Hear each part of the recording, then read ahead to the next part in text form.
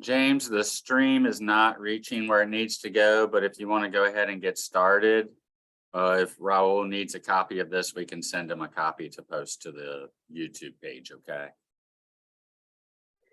Okay, would it help to wait a couple minutes, or you think we should just go ahead? I think you should just go ahead, because if it's not gonna work right now, I doubt it'll work in a couple of minutes. So I'll try to get it fixed, but we can work with that as you're going. Sounds good. Okay, thanks. All right, well, welcome back, everybody, to our second session on quantum computing for nuclear physics. And we really want to follow up today on the topics that we discussed on Tuesday.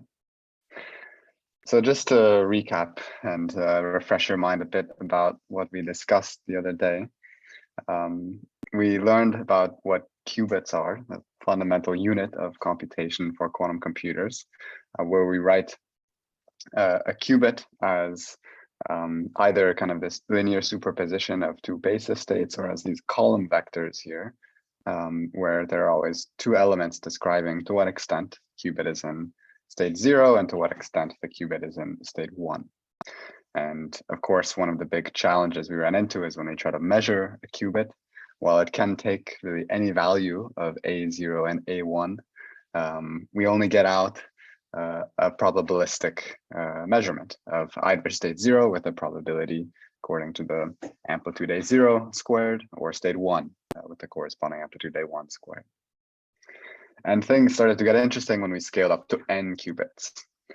So not just a single qubit, but n qubits, because the number of these quantum amplitudes or coefficients in front of these basis states grows exponentially, grows as 2 to the power n.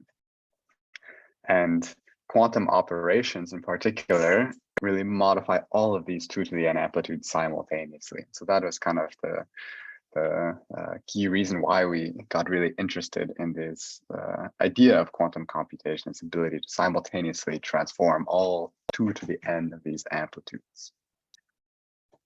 And we saw that one can construct these quantum operations as circuits, quantum circuits, where these are combinations of matrices, certain type of matrices, specifically unitary matrices, acting on these qubits. And when we write these operations in the qubits as matrices and vectors, we can just do a whole bunch of matrix multiplications, and we end up getting results out of these circuits. And we saw a couple of examples of that on Tuesday.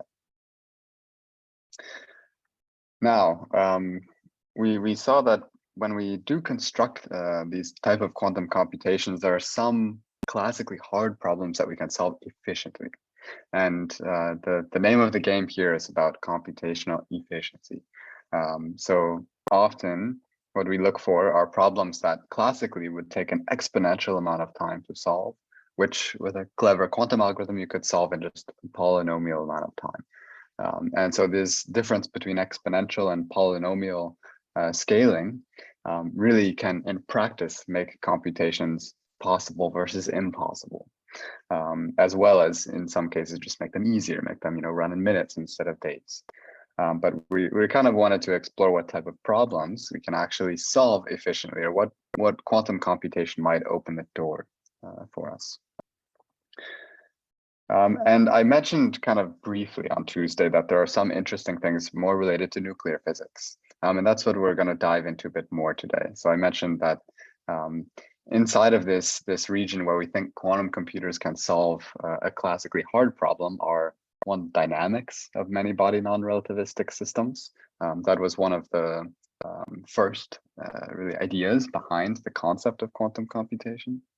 And then there are others getting more towards QCD, so scattering and what's called scalar field theory was shown to be in this region. And the big question that our field wants to get at in the long term is quantum chromodynamics also in there? There's a lot of exciting work going on trying to understand that question.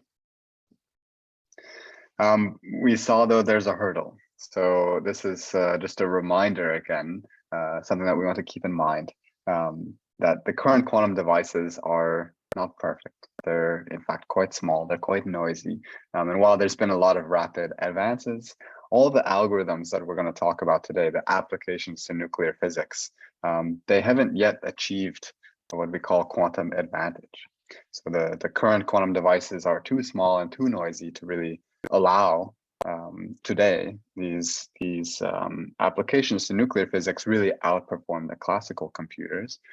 We talked a little on Tuesday about some of the specifics about this, that there are only a small number of qubits, that those qubits decohere due to interaction with the environment, and that the quantum gates or quantum operations are not perfect themselves.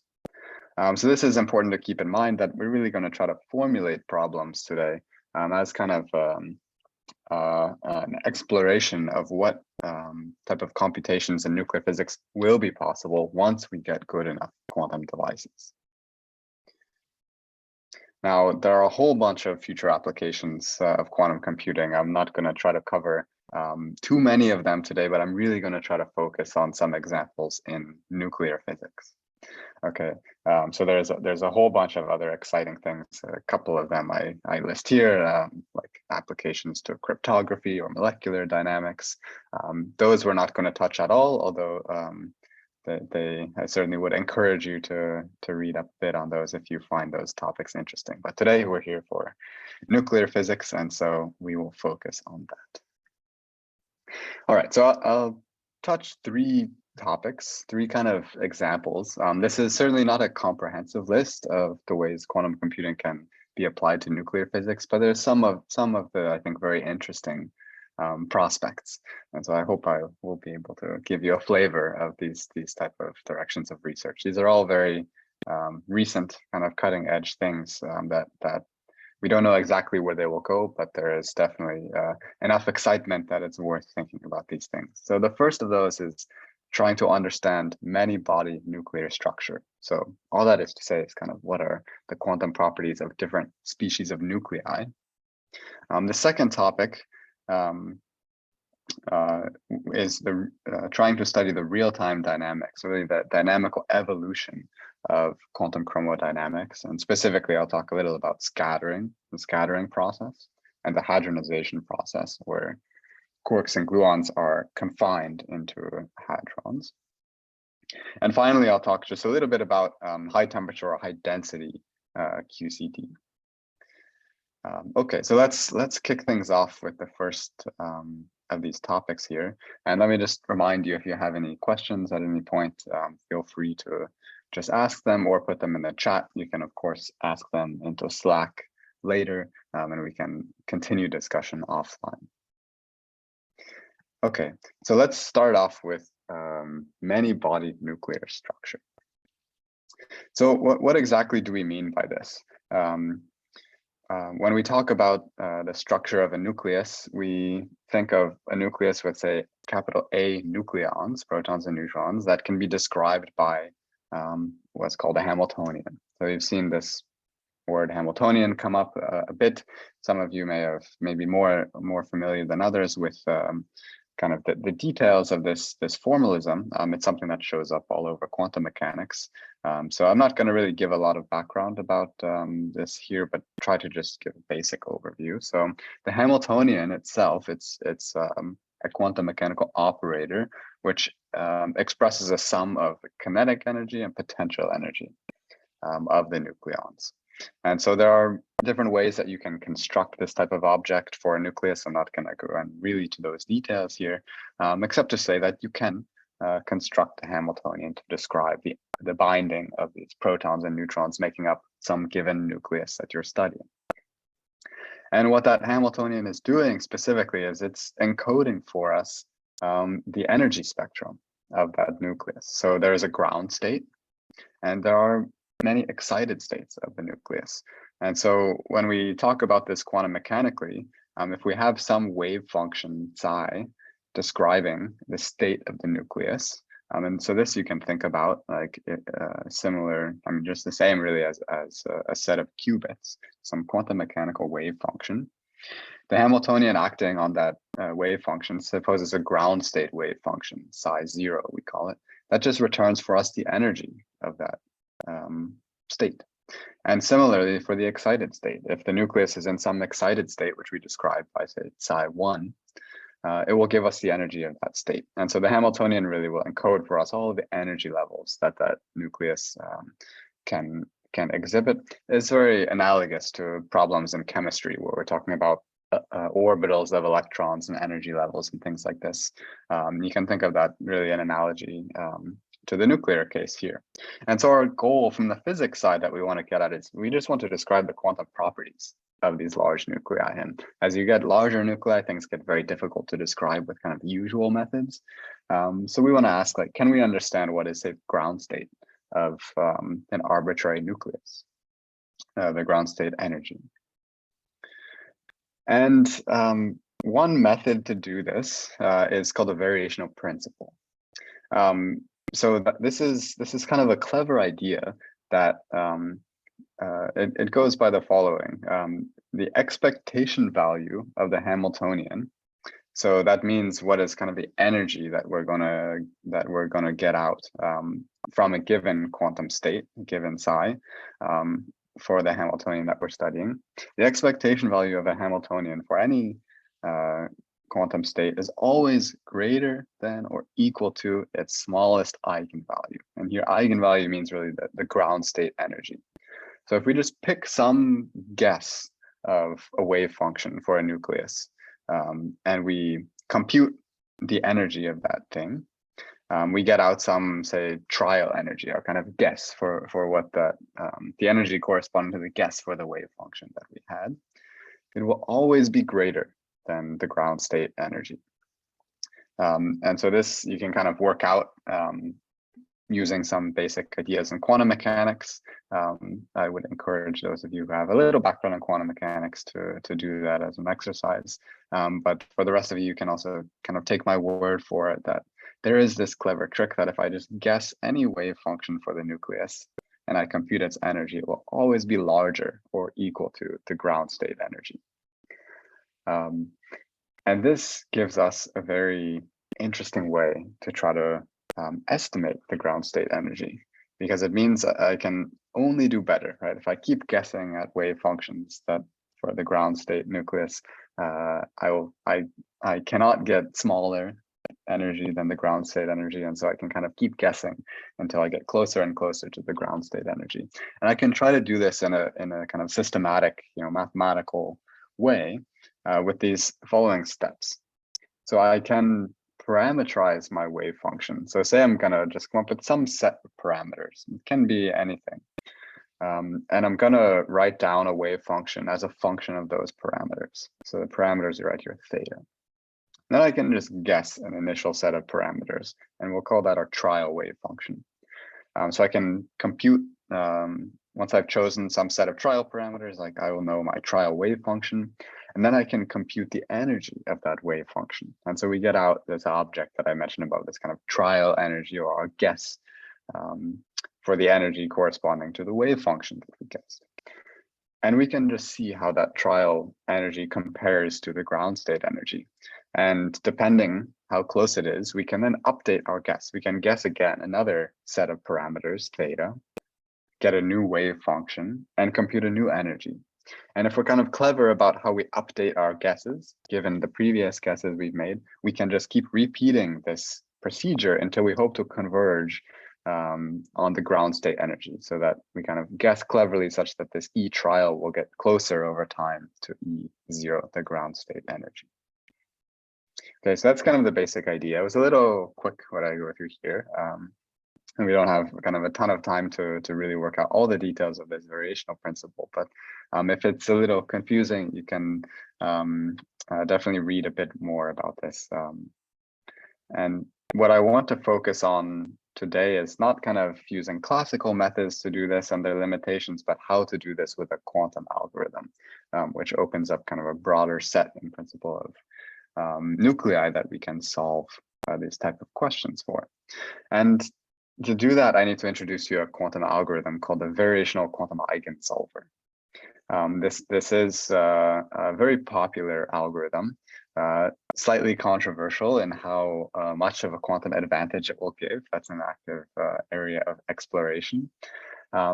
But let me first just describe to you what this algorithm is. So it's going to be really kind of a quantum version of these 4 steps that I just wrote down. So the first step that we want to do is just the step on a classical computer. We want to choose a set of parameters, theta. And we want to parameterize this in a quantum circuit. So we're not running this quantum circuit yet. We're not actually operating on the quantum computer. We just want to construct or parameterize some circuit that we could then next code into the quantum computer. Okay, so for our wave function, our idea is going to be to construct it like this. We're going to have some quantum circuit that starts out in all 0 state. So these are a whole bunch of qubits. Can be an arbitrary number of qubits depending on how complex a problem we want to solve. And then we're going to have some parameterization of a unitary matrix operation, so a quantum circuit operation here. You can choose many different things here. I'm not really going to show kind of the example form of this or like the general form of this, but it can really be in principle anything you want for any arbitrary large set of parameters that you would like to look at. And then after you apply that operation, whatever comes out, we're going to call our trial wave function for the nucleus. So it's really just a way to kind of generate guesses for what our trial wave function is. And you can imagine many different ways to do that. Okay, so all that at this point, we're just choosing our parameters. We're writing down some choice of how to parameterize this circuit. All that's done on a classical computer. Now we're going to plug this into the quantum computer and we're going to initialize this trial wave function. Okay, so we're going to run this circuit now on a quantum computer. We start out in our 0 state, we apply our quantum operation U, which depends on some initial set of parameters theta that we chose. And now we have in our hand a trial wave function. Okay. Now we can just measure the energy of this state. Okay, and so this is a particular type of quantum mechanical measurement shown here, and we will get out from that quantum circuit if we do that, the energy corresponding to the trial wave function that we guessed. All right, that's also done on the computer. Now we're going to go back to the traditional classical computer. So we're going to take that trial energy that we got and compare it to the minimum energy or the ground state energy. Or I should say kind of or the smallest energy that we have obtained so far. And one can do this when comparing kind of the result of our latest guess to the minimum result that we've seen. We can use what's called a classical optimizer here. So this is, again, just using a classical computer, nothing quantum about this part. But we can compute something. It's kind of like a gradient descent in a way, if you recall this from the machine learning lectures. You kind of want to take your parameters that you've used to generate your latest energy guess, see how it compares to, so, kind of look which direction is downhill, where is the smaller energies that you have seen, and try to walk or step towards those smaller energies. So we'll use that optimizer to update our parameters theta, such that we can just repeat this cycle again. So we're going to kind of go around in this loop of just keep picking parameters theta, use the quantum computer to actually generate this trial wave function and measure the energy, and then update our guess for the wave function and just keep going around. And we should, if we're doing this correctly, see that the energies that we're getting out are slowly kind of walking towards the ground state energy. They should get smaller and smaller. And eventually we hope converge. And once they converge, we get out the ground state energy of the nucleus that we're trying to look for. Okay. Just as a note, this is one approach that people hope can be useful in kind of the near term, as the quantum devices are still kind of a bit noisy and small. In the longer term, there's another algorithm, just want to point out, called quantum phase estimation, which can also find these type of energies, actually a little more robust way, but a little more expensive from the computation side. And here is an example, kind of a practical example, just to flash quickly. We won't have time to go through all the details, but this method, this variational quantum Eigensolver, VQE, has been used as kind of a proof of principle to compute the ground state energy of the deuteron. And so here, what one does is kind of go through these steps that we just talked about. So first, you need to write down some Hamiltonian. This is obtained through a method called effective field theory. One gets some slightly complicated looking expression in here. And one takes that Hamiltonian and you have to map it into your quantum computer.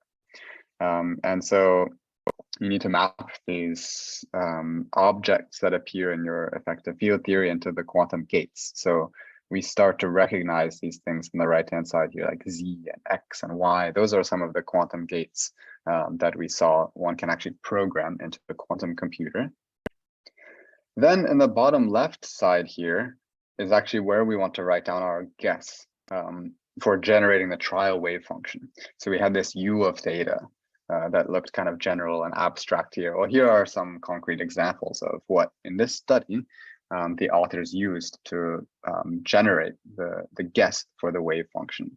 Okay, so there are some different X and Y gates here, and there are some parameters. They call one theta, they call one eta. And there's a particular way to try to guess new wave functions. And so here there's just two parameters, theta and eta. You could have more complicated circuits, but things get more complicated. You need more qubits, you'll need more gates, and that can be difficult with the current state of noise and limitations of the devices. Okay, so they took this guess for the wave function, and then they compute the results. So they went through this cycle that we looked at in the last slide, where we guess a new wave function, we compute its energy, and then we use a classical optimizer to try to choose a new set of parameters, in this case theta and eta, to update our guess for the wave function. And every time we do that and we wait until we converge on an energy, and you can see an example of the result in the bottom right here. So this is looking at a plot of the energy as a function of this parameter theta. And you can see that, so that they ran this actually in 3 different ways. So the open markers here are 2 different quantum devices, and then there's a theoretical expectation to kind of make sure that this quantum algorithm is doing the right thing. And you can see that basically all 3 of those curves lie on top of each other. So that gives good confidence that we've kind of cross-checked, we've validated that indeed this quantum algorithm is doing what we want it to be doing. And you can see then that there is some smallest energy here, and that will define really the ground state according to at least the parameterization that we've written down here. And so the hope is that one can apply these methods to even bigger nuclei, where you can't really have just a curve here that tells you the theoretical expectation, but things that quantum computation would really open up for us. And so that's kind of the first example that I wanted to highlight, using this clever variational algorithm on a quantum computer to try to open up what kind of nuclear quantum properties we can calculate for large nuclei. Okay. So I want to move to the second topic then. So we've seen kind of one example of how to study nuclei as a whole. The second example, I want to talk about something a little more general and a little more kind of, I would say, unknown in what is the direction that it's going to go for our field. There's a lot of excitement about this second topic, and I'll try to communicate a bit about what that's about here.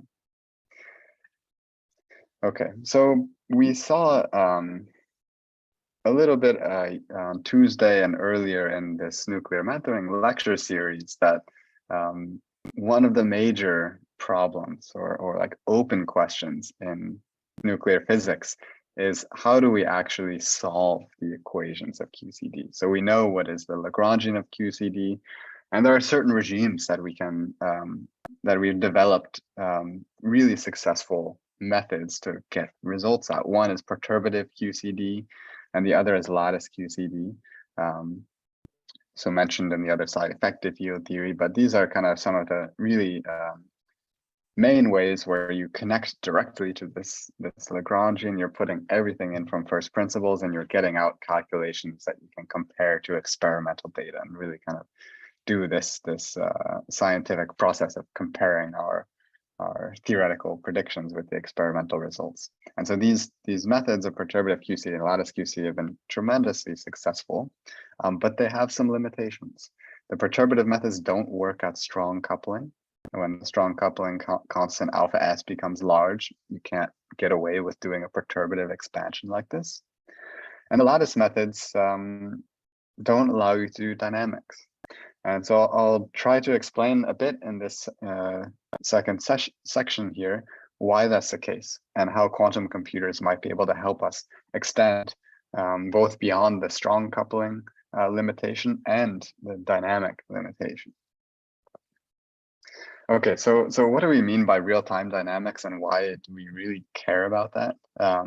To me, it's really one of my favorite topics in nuclear physics because it allows us to answer questions like, okay, we know protons exist, we know nucleons exist, we know they're kind of these tight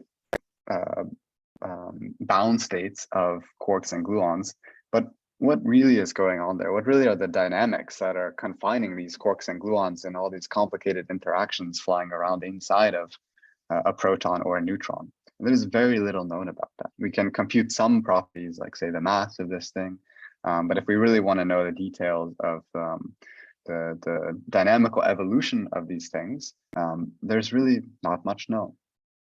And another question related to that is, if we think about high energy collider experiments, like proton-proton collisions at the LHC, often what we'll have is these colliding beams where coming out of it will be a very high energy quark or gluon.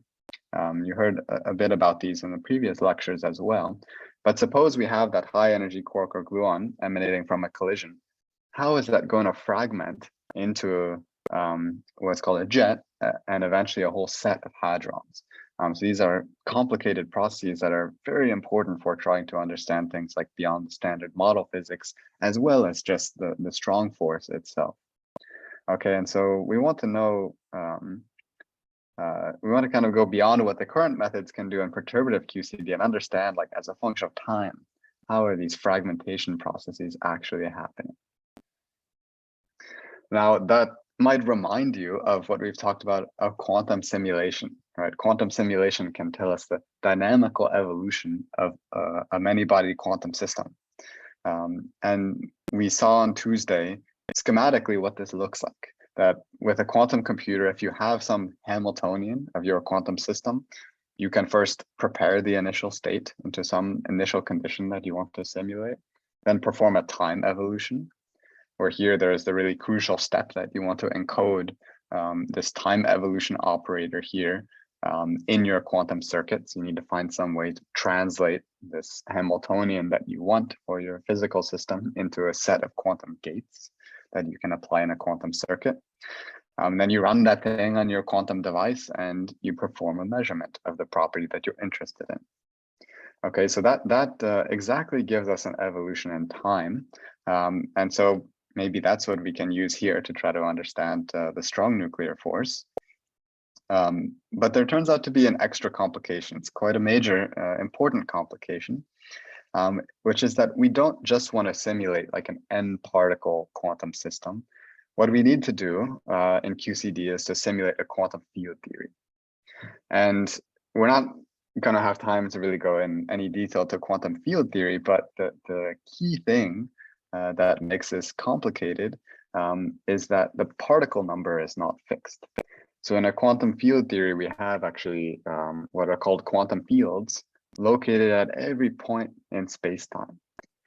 Okay, and solving the evolution of those fields can't be described by just say a fixed number of particles, like n particles, but the particles can kind of pop in and out of existence at different points in time as the field values evolve.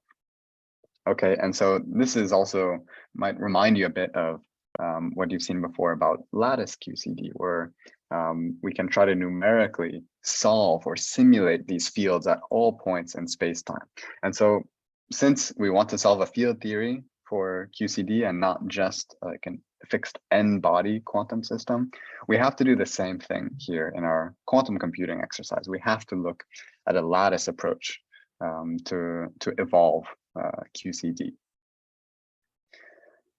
Now you might think, okay, what's the reason why we need a quantum computer for this? Why can't we just simulate the thing using Lattice QCD? And here is a really interesting point that if you try to do this, if you try to just discretize space and time on a lattice, you run into a numerical problem called the sign problem. And so what this is, very briefly, is like you have integrals that you need to compute in your Lattice QCD calculation that look roughly like something like e to the I, and then your Lagrangian times the time. And so you have these like exponentials here with this imaginary part I coming up. And so if you recall kind of some of your calculus background, if I have an e to the I times some real function, I will get some highly oscillating function. Whereas if I have just e to the, say, like minus some real number times the time, I will just get some like decaying function, right? So it's the difference between like if this exponent is real, I will get some kind of normal exponential, either growth or decay. And if I have an imaginary part in this exponent, I will start to get oscillations like sines and cosines. And so what it turns out is that if I try to do these calculations in real time in Lattice QCD, I will get some very fast, rapidly oscillating integral that I need to compute. And because it's this very fast, rapidly oscillating integral, it becomes numerically intractable. So that's what this sign problem means, is that these rapidly oscillating integrals are just not in a practical way computable using these methods. And so what is done actually in Lattice QCD calculations is to avoid this problem. And they do this by rotating to imaginary times. They perform kind of a coordinate transformation or rotation from real time, just t, into something it. And when you do that transformation, you can kind of switch away those oscillating imaginary part of the exponent into just a decaying real valued exponent, and you'll get some type of integral that you can evaluate numerically successfully. Okay, and so that's the first important point, is that we can't do these real-time simulations using the traditional Lattice QCD approaches with this kind of exponential of the Lagrangian due to this imaginary time problem. Okay, and what we really want to get out for what I mentioned here is to go beyond what the lattice methods can do, and that brings up the possibility of computing real-time dynamics. So is there a way that with a quantum computer we can do this? And the answer is potentially yes. It seems certainly, at least for some field theories, and we hope QCD, one can actually do this. And the way we can hope to get around this numerical sign problem is to just evolve the system in a completely different way. So instead of this Lagrangian formulation, we can go back to a Hamiltonian formulation. And I'm not really going to discuss the fine details of those differences. Suffice it to say, those are two different formalisms that you can solve or write down our problem in. And this Lagrangian formulation has been really dominating the line of research for the last decades because of these very successful lattice methods that can perform these integrals in imaginary time. But there's actually a very old idea coming back from the 70s that, well, we can formulate field theory still in a Hamiltonian formulation. So what that means is we write down the Hamiltonian of our theory. We discretize space just like we did in normal lattice QCD, but here we keep the time continuous actually. And we'll do kind of a similar thing. We'll digitize the field. So we just kind of need to discretize or choose some way of representing the fields at every point in space-time. Now, this was abandoned for a long time because the Hamiltonian, the matrix that you'll get out is just very huge. Right? So lattice QCD is successful because it's kind of able to sample from this very large space, kind of the important points of the distribution that you're trying to compute. But with this Hamiltonian approach, you would just have this huge matrix, right? So you think about how large the space is that you're trying to simulate, which in quantum mechanics called the Hilbert space. And you can start counting up, like, okay, what's the number of digitized field values that I want to have, right? Like how many how many discretized points for a field value do I want to have? How many lattice points for each dimension do I want to have? How many dimensions do I have? And you start quickly getting these large kind of large numbers raised to large powers, and so you get just these astronomically huge dimension that you need to simulate, and that goes far beyond what a classical computer could simulate. So this matrix H in the Hamiltonian formulation just gets huge, and so that's why it was not pursued really in any significant way using classical computers. They switched instead to this Lagrangian formulation, but now we're coming back to this because now we have kind of a secret weapon that is the quantum simulator. And so we can ask the question, well, can we take that huge matrix H and actually compute it very efficiently if we can get an exponential advantage compared to the classical computers? And so we can ask, now that we've done this process of discretizing the field in this Hamiltonian formulation, now we can come back to this kind of usual quantum simulation approach. So we would just try to initialize our wave function to something, which means, initializing all these field values at these discretized points, and then applying just the normal time evolution operator to these things. So now that we've discretized everything, we can just do kind of a normal quantum simulation, albeit on this very large space, this very large Hamiltonian. But if we can do that, then we'll get out the field values at all these space-time points as a function of time. And so this is kind of the very basic idea. It's using the concepts that we've discussed on Tuesday about quantum simulation, and just applied using these kind of tricks or clever formulation to quantum field theory. So I want to give just a couple examples of what this can look like. Okay, and the first example that I want to give is scattering, not in QCD, but in what's called a scalar field theory. Now, don't worry too much about what a scalar field theory is if you have not heard about that before.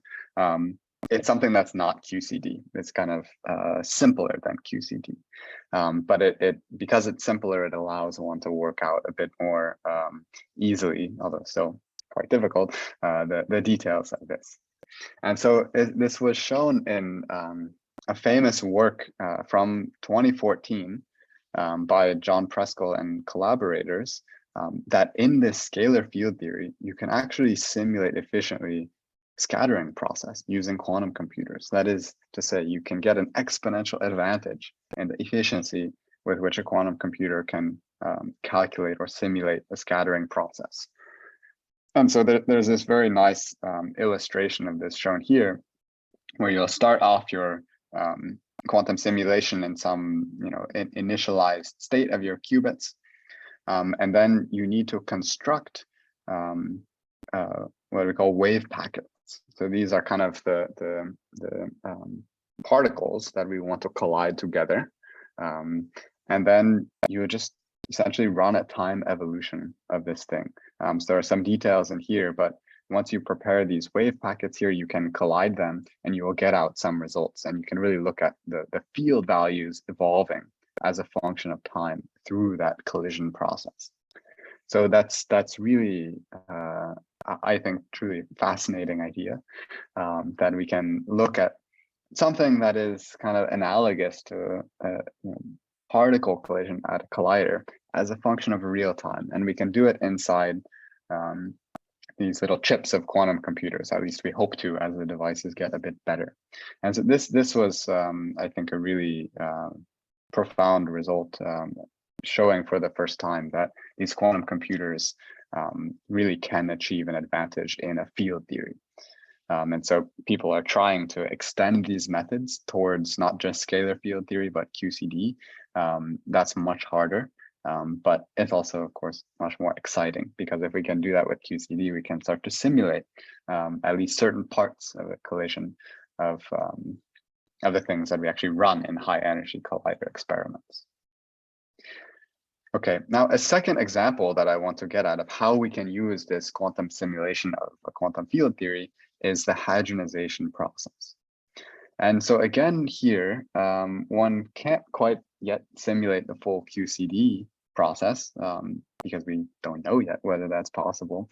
But what we can do is start off by simulating simpler theories. So kind of an analogy to looking at these scalar field theories. What we can do now is to simulate what is called the Schwinger model. So this is like quantum electrodynamics in one spatial and one time dimension. And this is interesting, and we do it when we're interested in QCD because it actually has some interesting properties that QCD has. There's a different theory than QCD, but it has a confinement property. And it has also some other similar properties to QCD, like chiral symmetry breaking. But I want to focus here on this confinement. So what we mean by confinement again in QCD is why like a proton, why a quark or gluon will end up getting trapped into a bound state of a proton or a neutron or some other hadron. Because as QCD interacts at long distances, the QCD force gets much stronger. So this is from the running of the alpha S that we've seen a few times earlier in this series. And so we want to study that type of property here, that if I have some particles, so in this QED case, it's going to be just like a plus and minus charge. These are kind of analogous to the quark and gluon, although not exactly a quark and gluon. And we want to ask, like, if I have these particles separated by some distance, and so here we can think about, just as an example, like a minus and a plus charge are very close together here. Right, so this you can kind of think about like a hadron, analogous to a hadron. You have kind of this closely bound state of two of the elementary particles. Or you can have something like what we call a string. And so this is something that you also see in models of QCD, where you would have two particles separated by a bit larger distance, but still connected by the gauge field. Right, so that would be in the QCD case, like a quark and gluon that are at a longer distance connected by some color string. And the hadronization process that one can think about is that color string actually breaking or hadronizing into two different of those closely bound states. And so we can use the same ideas of quantum simulation of quantum field theories to simulate the dynamics of this. So on the right, I showed just an example to illustrate this process. If we start out our quantum system at time 0, and we just look, so the y-axis here is just like the spatial coordinate of this, this string here. If I look at how that thing evolves in time, as I go to the right on the x-axis here, I'll see that that initial string, it actually splits up into two different strings, right? So I started out with just one minus and one plus charge separated by this long gauge connection. And I end up with, now I have two sets of these bound particles. So these plus and minus that are close together. And so that's really kind of the process that we want to study for hadronization. How do those initial sets of quarks and gluons translate into a larger collection of these bound states of hadrons? And what does that look like as a function of real time? What is kind of a movie of that process? And so right now, people have studied these things in simpler field theories, and the long-term goal is to extend these to actual QCD, so to the full theory of QCD, and try to simulate this hadronization process, which right now is a huge gap in our theoretical methods in QCD. There's really no way to compute at strong coupling what happens in QCD. And so this is, I think, a very exciting and hopefully in the long-term tractable goal where quantum computers can really come in and use these simulation methods to give us completely new insights into the strong nuclear force. Now, what actually lies ahead to move towards QCD? We've seen that the quantum computers themselves, they've opened at least the prospect, the hope that we can simulate the real-time dynamics of QCD. And just to be clear, we don't know yet whether it's possible. QCD is a different theory than these other field theories that have been proven to be simulatable so far efficiently. So it's a very big question. Is it possible to simulate QCD efficiently on a quantum computer? And this actually connects to even deeper questions about physics, which is that QCD we know happens in nature. So it seems nature can create QCD efficiently, whatever that means. But there's kind of a major question about computability here. Can any system realized in nature be computed efficiently by a quantum computer? As far as we know, we kind of think so, but we don't know all that. We don't know whether we can simulate all the systems in nature yet efficiently with a quantum computer. And QCD is looking to be a really difficult one. So if we can try to answer this question about whether QCD is simulatable by a quantum computer, that will really, I think, give us some profound insights about nature and computability itself. Okay, so there are several major challenges ahead to extend these quantum simulation methods to QCD. There are a bunch of kind of significant challenges, just a couple of them to give you a rough sense. One is to understand, is it possible to efficiently encode the Hamiltonian of QCD into quantum gates? And so this is a super difficult problem in general, that there's nothing that guarantees you can encode your Hamiltonian into quantum gates without losing the exponential advantage that you hope to get. So that's something that there's a lot of activity thinking about, and we hope that, of course, it will be possible, and that's kind of key to answering this fundamental question. A more immediate question is, how can we enforce something called gauge invariance? So the strong force is a type of field theory called a gauge theory. It's a particular type of symmetry that the standard model quantum field theories exhibit. And what it means in a practical sense is that the symmetry enforces that, like, in the total space of states that we want to simulate, there's only a small subset of them that are actually physical, that actually obey this symmetry. But our quantum simulator doesn't, in principle, know about this unless we somehow tell it to. And so there's a lot of work trying to understand, like, how should we kind of restrict the full space of states that the quantum simulator will try to simulate to just the physical ones that QCD is requiring us to find in nature. And there are other topics as well. And there are many ongoing efforts to develop these problems. I listed just like a incomplete but already long list of a bunch of the leading people in this field working on various of these problems, trying to formulate how to efficiently encode and digitize QCD, as well as people trying to gain insights from still simulating these simpler quantum field theories, because that's something under a bit better theory control that we can still really learn new things from. Okay, so with that, I want to move on to the third topic of today, which is going to look at different regimes and kind of the landscape of QCD, and in particular, the high temperature and high density regime of QCD. So like in the first part, we've seen kind of structure of a nucleus. In the second part, we've been looking a bit more at like quark and gluon level physics and scattering and things like this. Now in the third part, we're going to look at a different sector of nuclear physics, which is high temperature and high density. And that kind of falls in the broader question of trying to understand what is the landscape of QCD matter. And you've seen at a couple points, I think just kind of briefly, it's called the phase diagram of QCD. And what this is a plot, it's a phase diagram, just like other phase diagrams you might be familiar with in physics, looking at different phase transitions, like, from gas to liquid to solid. But here for QCD, what we look at is on the y-axis, the temperature of the QCD matter. And on the x-axis is called the net baryon density. You can think of this basically the density of the matter. And as a function of these two variables, QCD really does different things. So if the temperature is low, so like in our everyday life, we say the temperature is low. It's much smaller than, say, the binding energy of a nucleus or nucleons.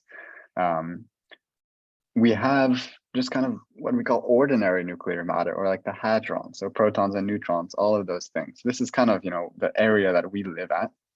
And you can ask what happens if you crank up the temperature or the baryon density of nuclear matter.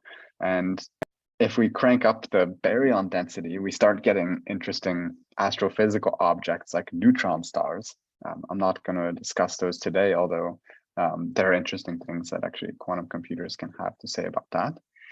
And if I crank up the temperature, I also get something very interesting. And if I crank up both the temperature and the density, I also get something interesting. And that is kind of this whole big region at the high density, high temperature is something called the quark-gluon plasma. And so I'm going to discuss just a little bit about this phase in particular. And so you'll notice there is kind of a phase transition that occurs between these normal kind of ordinary hadronic nuclear matter and what's called a quark-gluon plasma. So this transition is called deconfinement usually, and there's a lot of experimental and theoretical work going in to try to understand this type of transition. But let me say just a few words about what this is. So what is this quark-gluon plasma, this high temperature and or high density state of nuclear matter? Something kind of simple happens, that if I just take some nucleons or nuclei and I heat it up to really high temperatures, and so by that we mean temperatures of something like 150 MeV. For reference, this is like many times hotter than the core of the sun, like maybe 1,000,000 times or 100,000 times hotter than the core of the sun. So I take nucleons, I heat it up to that really high temperature, and they will melt. So what happens is the quarks and gluons will become deconfined. So instead of being bound up to these protons and neutrons and nuclei, you'll get kind of this soup of quarks and gluons. They're kind of floating around. We say they're deconfined. They're not bound into particular protons and neutrons, but they're really flowing now like a liquid. And this is interesting for a few reasons. One of which is that in the very early universe, this is what the universe looked like. So after the Big Bang happened and inflation, for most of the first few microseconds after the Big Bang, this is actually what the universe looked like. It was very hot, right? After the Big Bang, the temperature of the universe was extremely hot, and over time it cooled. And so while the universe was above a temperature of about 150 MeV, it looked like this quark-gluon plasma here, just this dense, hot soup of quarks and gluons, not bound up into any protons or neutrons or nuclei. And after things cooled more, they cooled below this phase transition, and things kind of went back in the opposite direction. But so this is kind of a fascinating object to look like as an artifact of our early universe. And today there's a quite large program at the LHC, as well as another collider called RIC at Brookhaven National Lab, where one studies these droplets of deconfined quark-gluon plasma in a laboratory. So it's a big laboratory. You need these big particle colliders to create the state of matter. But what you can do is you can collide heavy nuclei together. So you take a large nucleus like lead or gold, you accelerate it, and then you smash it together. And when you smash it together, the kinetic energy that you imparted to those nuclei from accelerating them around these rings many times, it will get transformed when the nuclei collide into a region of large energy density. And so what will happen is some kind of dynamical process like shown in the bottom simulation here, where we collide the two nuclei. They're flattened because they're Lorentz contracted because we've accelerated them so fast. And when they collide, they'll create this energy deposition in between them. And that is enough energy actually to create this liquid of the quark-gluon plasma. So you can reach local temperatures kind of in the range of about 150 to 500 MeV, which is hot enough to melt the quarks and gluons out of the nucleons that they sat in these nuclei. And this state of matter will exist for really only a short time. This is something like 10 femtometers divided by c, which is like the order of 10 to the minus 23 seconds. So it's like really, really short. But with clever detectors and theory calculations, we can actually understand quite a lot about this. So after that short time, the phase transition will get reversed, and that hot quark gluon plasma will cool down, and it will hadronize again into protons and neutrons and other hadrons like pions that come out of these collisions.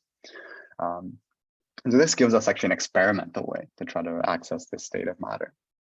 Okay, now where can quantum computing come in potentially to help us understand these things?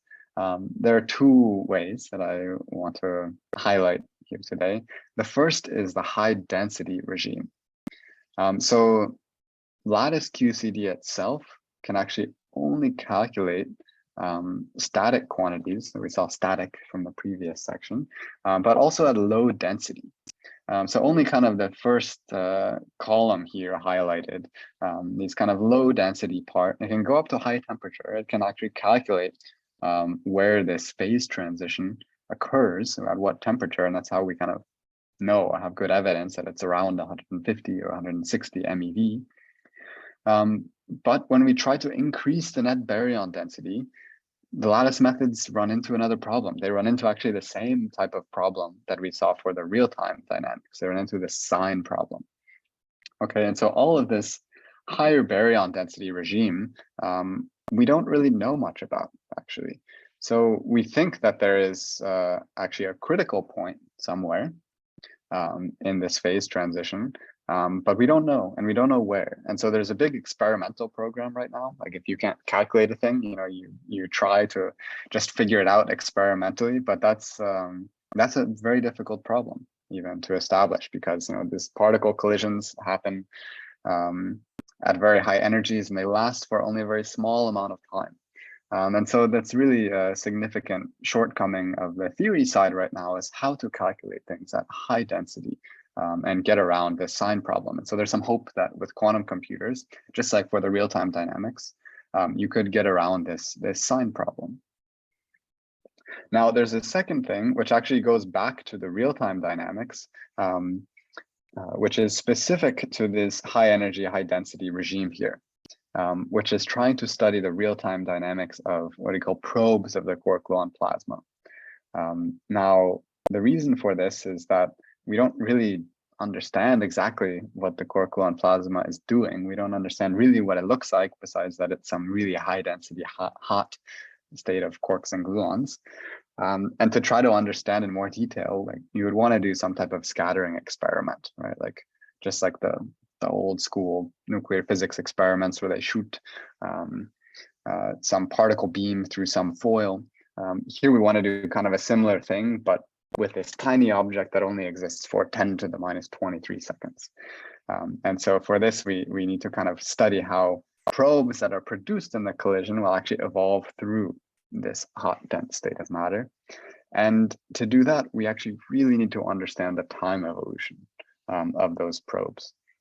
So normally, if I were computing like a cross-section of some scattering process in a particle collider, I would use perturbative QCD. And when I do that, I usually don't need to know anything about the time evolution, because I just want to know what particles are going to come out, right? Like if I'm looking for beyond the standard model physics and I collide two protons together, there's no quark gluon plasma that's formed. I just am going to have some elementary scattering of quarks and gluons, we think, and out will come some particle at high energy. And what perturbative QC will tell you what particle will come out and what energy it has, but it won't tell you anything about the time evolution. And so that's been fine. But now the problem is different, because now we have a particle that comes out of a collision, but while it's coming out, it's traveling through this quark gluon plasma here. Okay, and so that raises for us an immediate need to understand what is the time evolution of that particle propagating, or in general of any kind of probe propagating through this quark gluon plasma. So this is really kind of a unique need in high temperature, high density physics to understand time evolution of QCD. Okay, so I want to give you two kind of quick examples of this, these type of things.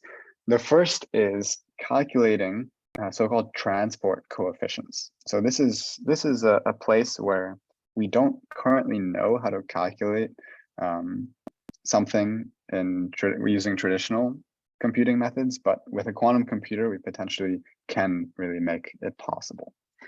So what are these transport coefficients? So transport coefficients there are a bunch of different types of them.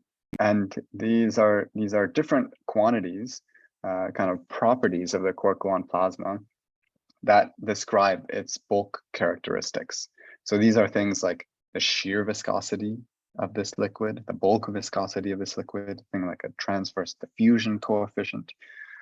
So some of these things might sound vaguely familiar, but they're essentially kind of bulk, single numbers quantifying the bulk properties of a liquid here. And by measuring these things experimentally and trying to calculate them theoretically, we can start to piece together a better understanding of what is really going on in these little blobs of hot, dense, kind of droplets of quark-gluon plasma. And what was shown is that from the quantum computing perspective, you can actually compute these things from something called energy momentum tensor. And when you formulate it in this study done by the authors here, they find that actually going after these transport coefficients, trying to calculate them on a quantum computer, is actually much more tractable than simulating kind of the full evolution of a heavy ion collision or quark-gluon plasma itself. And so they find that the qubit requirement is about 10,000 or so. And so that's something that it's still a lot. It's still definitely beyond what we can do nowadays, but it's much more tractable than what you would need for a full simulation of the quark-gluon plasma, which would require at least 1 million or more qubits. And so that's one of the immediate applications where we could, in principle, calculate on a quantum computer, really from first principles, these type of transport coefficients, which connects to a lot of ongoing work in the last few decades of people trying to understand the quark-gluon plasma and calculate these coefficients and their limits. Okay, so a second application of quantum computers for this high temperature, high density nuclear matter has to do with simulating these probes of the quark-gluon plasma that I mentioned a few moments ago.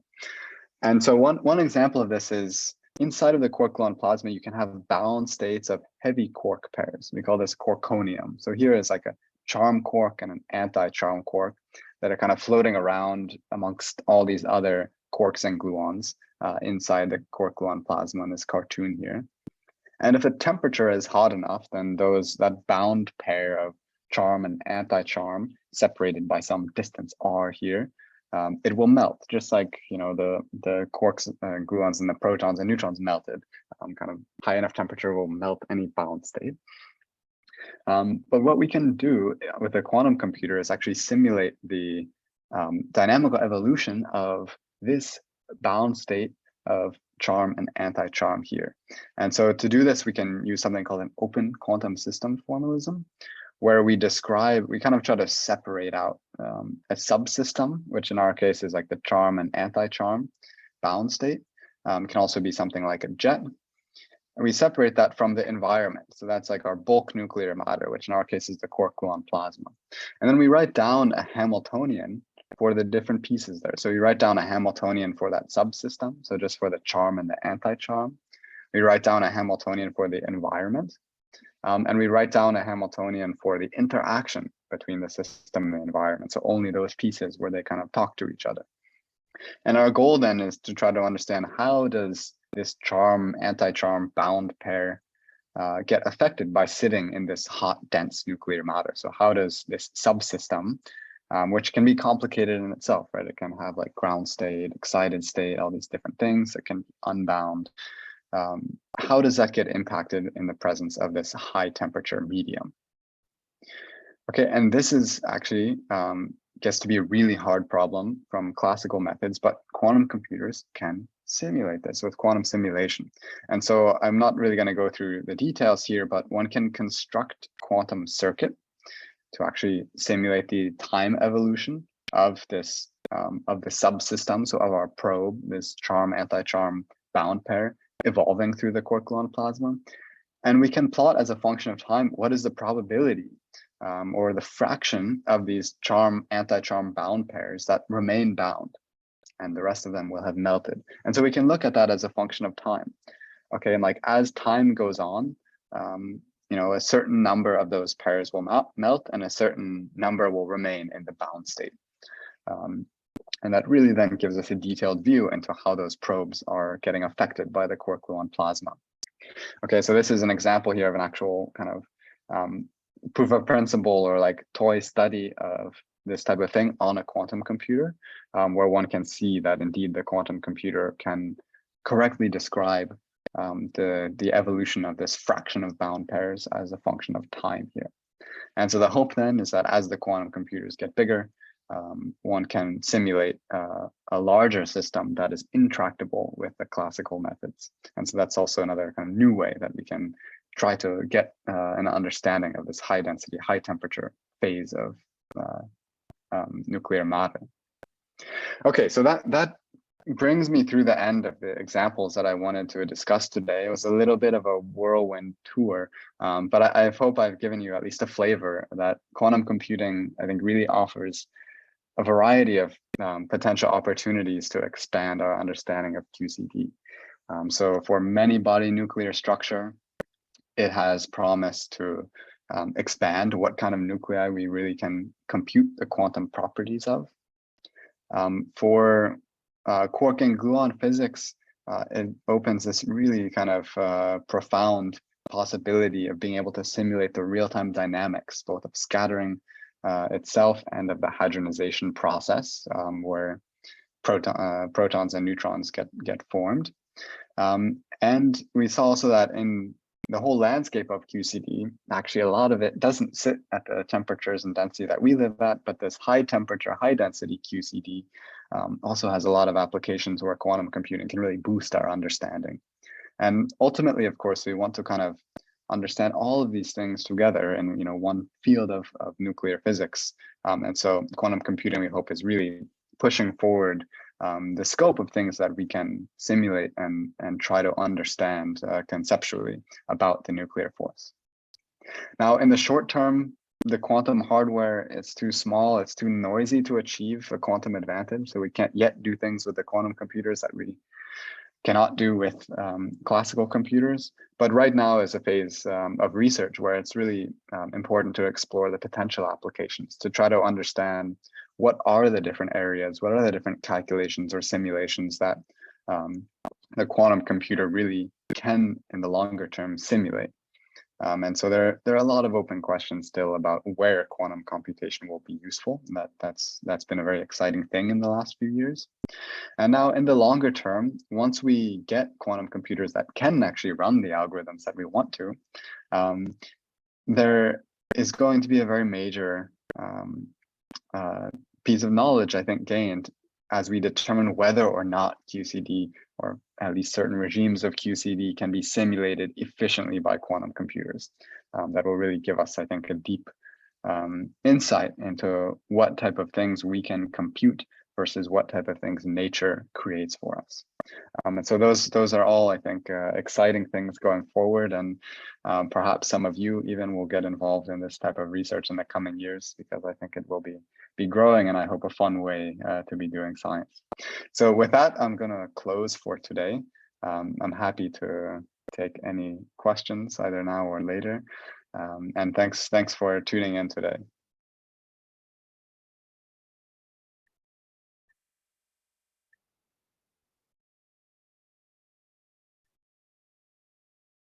All right, do we have any questions from the audience for the moment? So far, I don't see any hands raised or questions submitted.